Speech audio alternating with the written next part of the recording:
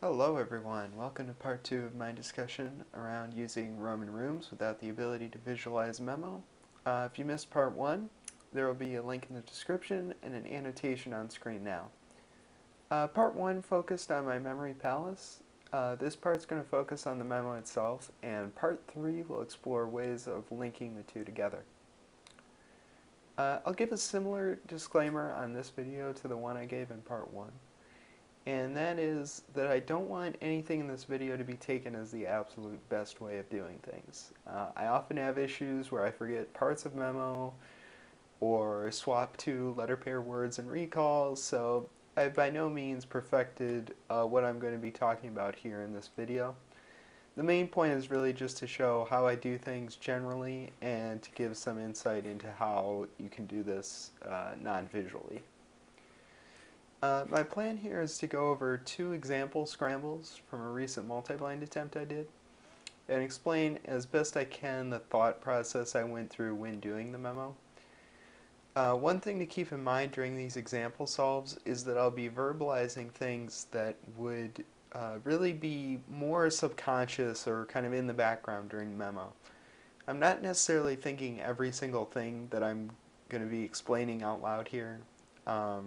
With experience, the idea is that this becomes a lot more natural and, like I said, kind of in the background, but for the purposes of this video, I'll have to explain it out loud to kind of give you a better idea of how I memo and how I make these things stick. So I'll be explaining them in a lot more detail than I would actually think about them in an actual attempt. But with that being said, let's take a look at the examples. Okay, so I will put the Scramble on screen now, but this video is mostly about the words and how the stories themselves are constructed, so it isn't really necessary to follow along with the Scramble if you don't want to.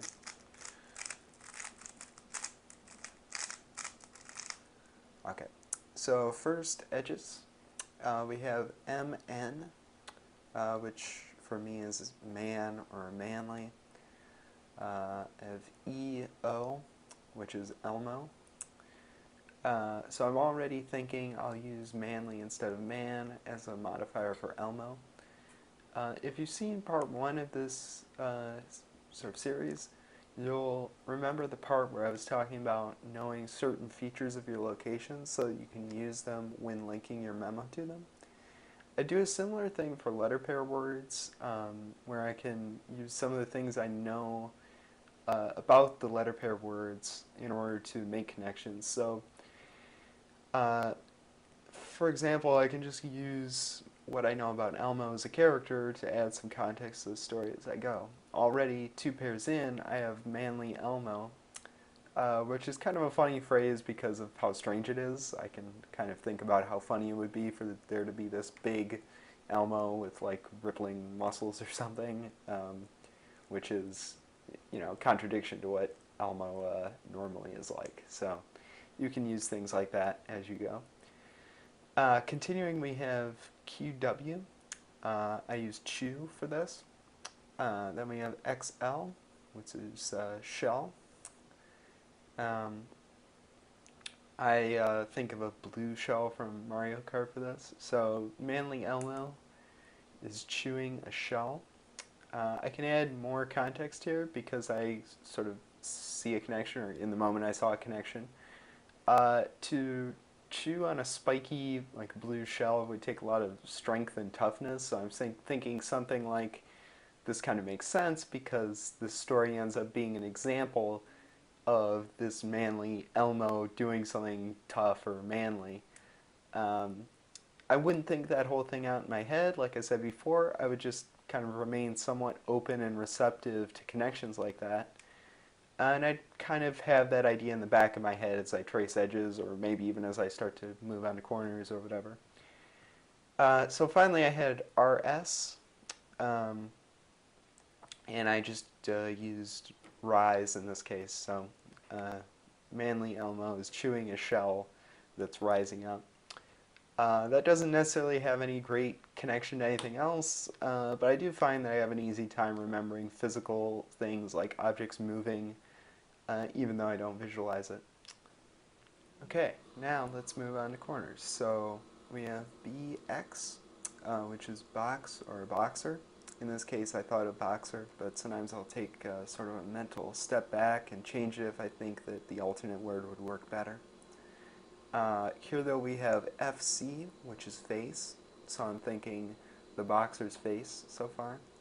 Then I have BU, which is ghost or scared or scary because of the boo sound that the pair makes. So the boxer's face is scared is what I have so far. That's probably what I was saying in my head, but at the same time I'm sort of understanding that this is something different. I'm thinking of it as he has a scared expression, or that his face is showing that he's scared, not that his actual face is scared of something. So I'm kind of understanding what this story means in a different way from maybe the literal meaning of the words that I'm saying in my head. But anyway, next we have OL, which is just old, and then a twist. I don't have a great setup for memorizing twists, honestly. What I did in this case, I just did a pair made up of two of the letters on this piece. So I have K, V, and in this case, sometimes I use Kevin. In this case, I used cavern, like a cave, just because I thought it kind of connected better to what I had before. I figured that an old cavern would be something that might be scary. So my complete memo for corners here is the boxer's face is scared of the old cavern. Okay, one more example solve.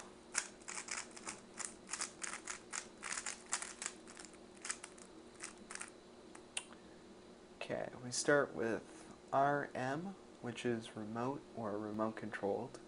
Now I have LN, which is kind of a bad pair for me. I use line.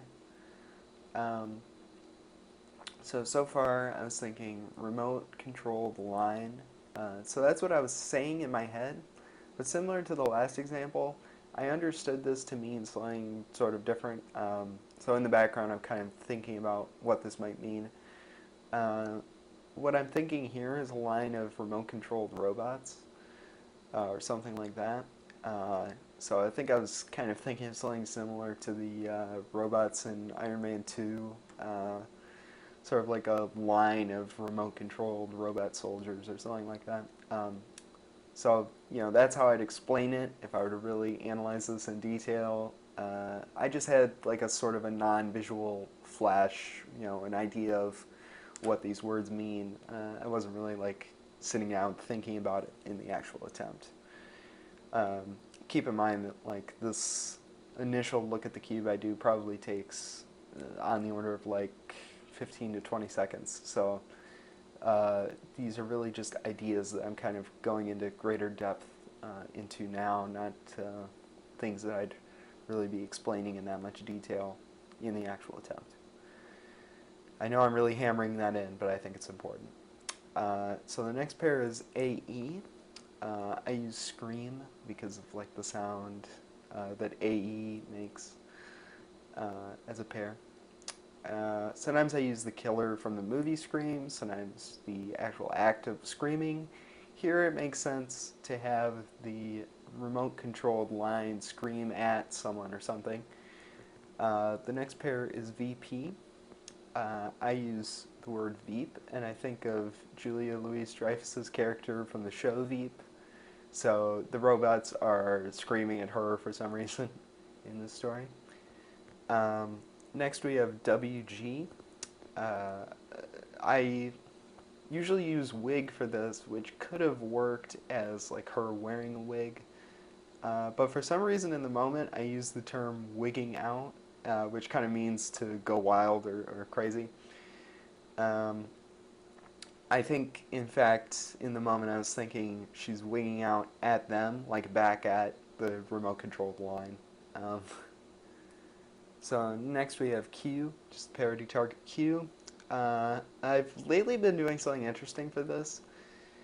When I get Q as my parody target, I just change the inflection when I say the last word to myself, and I make the sentence a question. So far it's been working well. I might change it in the future. I'm not necessarily recommending it. But I'm trying to give an accurate representation of what I was thinking at the time. So uh, in this case, the way I'd be saying this is the Veep is wigging out, like as a question like that. So I'm kind of saying it in a way that it's like surprising to me or weird.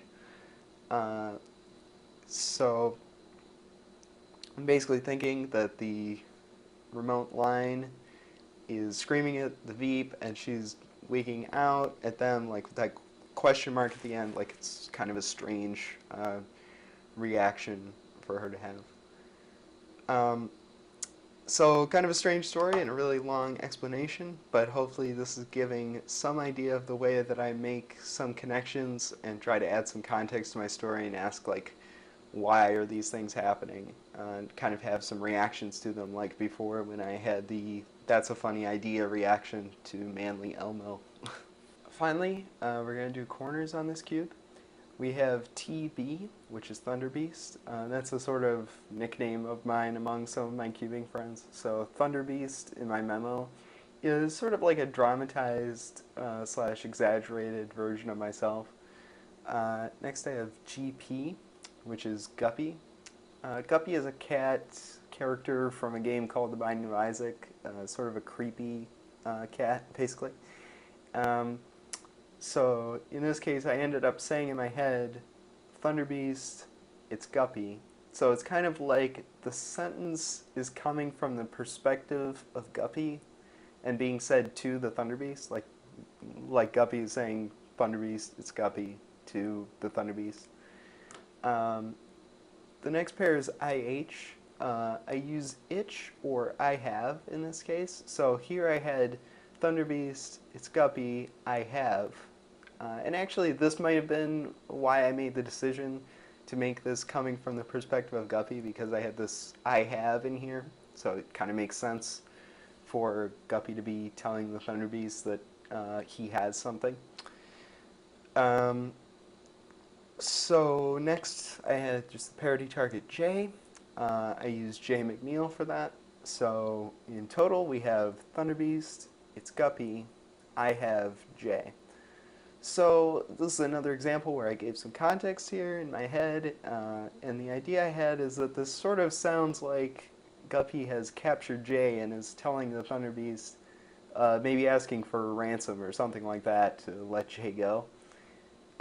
So this is also another example where knowing features of the letter pair words is helpful. So, me and J are good friends, so the idea that him being captured would be of concern to the Thunder Beast makes sense. And also, as I said before, Guppy is kind of creepy, so the story makes sense from that perspective as well. Like, this might be something that Guppy might do or say, maybe, was sort of what I was thinking. Like, this is kind of a creepy memo is what I mean, so that makes sense. Okay, so a few quick things I want to say. One is that in a lot of cases, the location a memo goes in does have some effect on how I construct the memo. I didn't really want to bring that into things here, since that's what part 3 is all about. Hopefully, though, this gave you guys some idea of what's going on when I memo. Just keep in mind that this is something that I'm constantly changing and improving. In a month from now, I might have a radically different letter pair system. I might be doing parity and flips differently.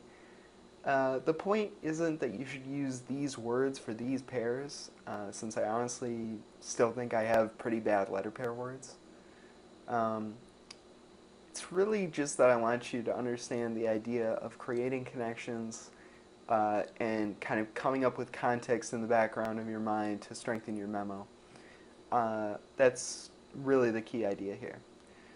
Also, I can't stress enough the fact that I'm explaining here way more than I'm thinking in the actual attempts. The idea is that through experience and practice, you sort of make these connections in the background of your head, kind of while you're thinking of other things. They're things that you aren't really saying to yourself. You're just kind of thinking these things and reacting to what's going on in the memo. So that's about it for this one. Be sure to give me feedback if you have any. It would be very helpful as I continue to make these kinds of videos. Also, leave any questions you have below, and I'll do my best to clear up any confusion at all. I know that this was more of like an example-based video, so I know for some people that'll probably be something that you'll learn more from, and probably for some people you might learn less from this, unfortunately, than the kind of more descriptive stuff I was saying in the first one, but hopefully this helped.